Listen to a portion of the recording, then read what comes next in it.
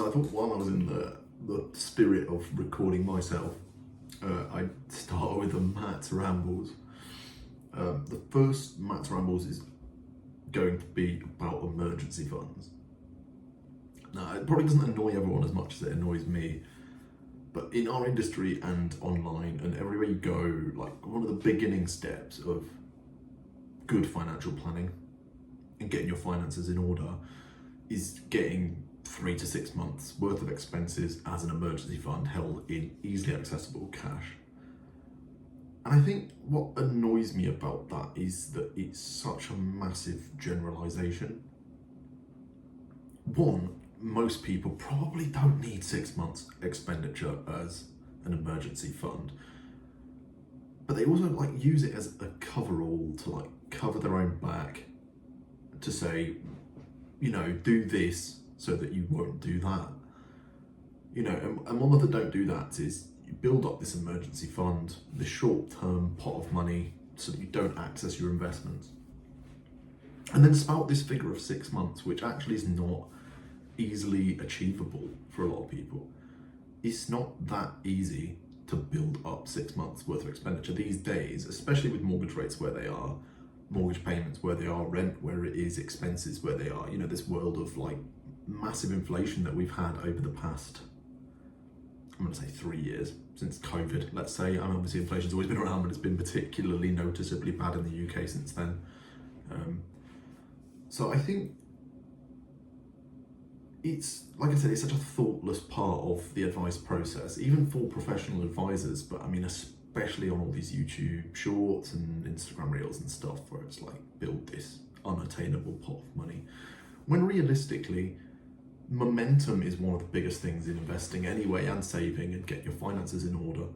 And if you spend what would take you a year and a half, 2 years to build up this pot, this imaginary pot of £6,000, 6 months worth of expenditure,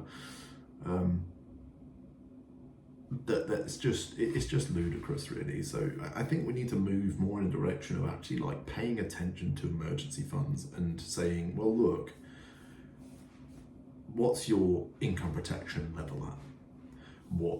What protection do you have from your work if you go off sick for long term? Are you in an industry where it's going to be quite easy to find a job again, and if you get made redundant, you might find a job again in a month? Are you in an industry where actually it could take you a year to find a job if you got made redundant? What backup plans do you have? What cash do you have? Would your family help you? I think these are more realistic things, especially, for younger investors and savers and people paying attention to their finances all of a sudden. Now, I do like what they say, pay off your unsecured debt, do all of this stuff, and that it is all great advice, generally speaking, but it is all just so generic and clickbaity, do this and then do this, and these 7 steps to be wealthy, and we have to sort of realise that we're not necessarily in that world, or most people aren't necessarily in that world where it's actually even possible to do step 1 of that process. So we need to probably think more realistically about that. Now, I'm not here to say what to do specifically. I think it's just about being more thoughtful about it and actually, looking at what you have and what you don't have and what protection you have in place. Any good financial plan should have a backup plan or something in place to protect that plan. So that's kind of my thought on that side of it. Now, what I think makes more sense for most young people who, more realistically are going to bounce back from a redundancy or some time off work for being sick, or are going to have family that will look after them. Obviously, that's a generalization as well. Not everyone has a family that might look after them. But it's just about building that momentum. So you should maybe, let's say, build up, you work it out, it should be 3 to 6 months worth of what you're spending, just as a nice safety net, so you don't have to touch your investments. But why not split, let's say you're saving £300 a month, why not save £200 a month and invest £100 a month? Because it's just about starting to build those habits, and so much of wealth building is building good habit. Obviously so much of wealth building is potluck, or family wealth, or your company doing well, But regular wealth is built by momentum. It's built by sticking to like pretty set plans, essentially having non-negotiable savings, non-negotiable investments as part of your money, which obviously easy to say these days, less easy to do with how much everything is costing. Even like going to the supermarket costs so much money these days that it's getting harder and harder. But you can still build some momentum, and over the longer term, that momentum will really help you. And I think in 10 years' time, you'd be in a much better financial position if you just set £50, £100 a month into an investment, than if you spent 2 years trying to reach an emergency fund, spending that money on something, trying to spend the next year trying to rebuild that emergency fund. And it's like I said, it's like an unrealistic thing from 90% of people just to have this 3 to 6 months expenses. And don't get me started on trying to save money for a house deposit on top of that emergency fund, on top of everything else. It's just, like I said, it seems to be this like jargony thing that, or like this general consensus that this is the right amount of money. And to be honest, it was probably pushed early on to cover someone's back. Someone might have recommended someone put too much money into an investment. They then had to access that investment in a time where the market dipped, and then they probably got a complaint put against them. So we started to move the industry in this direction of, well, if we always say they need 3 to 6 months expenses, then we're in a much safer position. It's not smart financial planning per se. Again, it's not bad. If someone has that money, then great. If that's how they feel comfortable, great. That's the other big thing, is actually how much risk tolerance plays into this. Obviously, there are things that you shouldn't base your risk tolerance on, which is, can you actually feed yourself? Can you pay your mortgage, your rent, your bills? If you're young and tenacious, you're probably going to get another job within 3 months. You might not get the job you want in 3 months, but realistically speaking, are you going to be spending 6 months out of the industry? Not out of choice. So yeah, just maybe we need to just move in the direction of it just being a bit more of a thoughtful process for normal people. And then obviously for financial advisors, they should just stop rushing over that part. But whether or not that will change, I mean, it's not necessarily the advisor either that's pushing it. It is the bigger companies, the sort of overseers of all of it, and the regulators pushing that. But it is also, it's coming from a world where that might have been more feasible and more necessary, maybe not, definitely more feasible. And people shouldn't really get disheartened if they can't build up this like pot of 6 months worth of expenditure when we spend so much on our mortgages and on our food and stuff. So like I said, try and be thoughtful about it, try and get some momentum going in your investing as well alongside that, because it's a little bit like paying off debt. If you're solely paying off debt, it feels like you're tipping a bucket of money into a black hole, and it can get really disheartening. So people with like massive credit card debt and big consumer debt, and I'm not talking about your mortgage per se, but like credit cards mainly. But it can feel like, or car payments, but it feels like you're pouring this money every month into a void. You never get to see the benefit of it. Because obviously the thing you bought on the credit card was ages ago, and you actually, can't really remember. You've lost the dopamine rush of that side of things.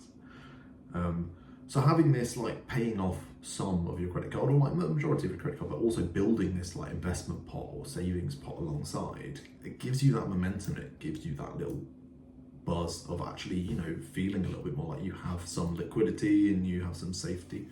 But also that you're just like, you are working towards some future goal. Like I said, even if you can only invest 50 quid a month now, in 2 years you might get a pay rise, you might get a bonus, and you might have to start topping that up more. And then you don't feel like you're starting from scratch with your investments. You're starting from a baseline. You've seen it grow a little bit, because obviously you'll still get some growth on some investments markets and Trump allowing. And then all of a sudden you'll be like, oh, well, that grew 10%. And if I dump this in that I now have, that'll grow more. So you start to build that knowledge around investing in itself. So yeah, maybe don't focus so hard on this imaginary figure of 3 to 6 months expenses, and maybe try and be a little bit more proactive about actually thinking, well, what realistically do I need? You know, and I think for me, I live in a, well, it was, you know, me and my other half, and we, you know, she works full time, I work full time, I have income protection, she has some income protection, she also has, you know, her work will pay for certain things as well and give her some sick pay. And so realistically, you know, at our age, we should be investing way more of our money or looking to pay down our mortgage, and not focusing on, like I said, on this imaginary figure. You know, realistically, we're going to get paid every month for the next, let's say we retire in 30 years, to the next 30 years. Neither of us have ever in our entire careers had any period of unemployment. Actually, we did. We had a year off traveling, very different. That was not an emergency fund required kind of thing. We chose to do that. But we don't realistically need a massive emergency fund. So why waste the time? Why get no returns on that money? We might as well start building momentum with our investments. So that's kind of the approach that I take with my own life. And I always think with these things, you know, if someone in the industry is doing something, you know, more often than not, maybe you should look at what they're doing now. And if you have kids and you have other dependents, and you have other issues, yeah, okay, maybe a slightly bigger emergency fund might be safer. But again, that's the thoughtful process of emergency fund building. You know, it's not this, make sure you have 3 to 6 months. Great, I've locked that in, I'll move on to the next. It's about trying to think more proactively about your money and about how your money is working for you. Now, that's kind of all I really had to say. Like I said, it's more of a ramble. It's just the industry. It annoys me every day. I see it every single day on suitability reports and client reports, and, you know, have they got 3 to 6 months? And this is like a compliance checking to see if we've checked if they've got 3 to 6 months worth of savings before they invest any money. And like I said, I see why they're doing it, but it doesn't make sense to do it. And I think actually looking into it more in depth makes way more sense. And if that helps build momentum in investing quicker, then that's what it should be doing, you know. Anyway, not financial advice. If you don't have an emergency fund and you listen to me and I said you don't need one, and then you fucking can't pay for your bills, I mean, that's on you. Again, it's about proactive looking, is what I'm spouting here, not about not having an emergency fund. Everyone should have some emergency fund, but it's just knowing what that should be and not just hearing 3 to 6 months and then getting disheartened because actually building up 3 to 6 months of my expenses these days is ludicrous, and sitting on that much cash would frustrate the hell out of me. So yeah.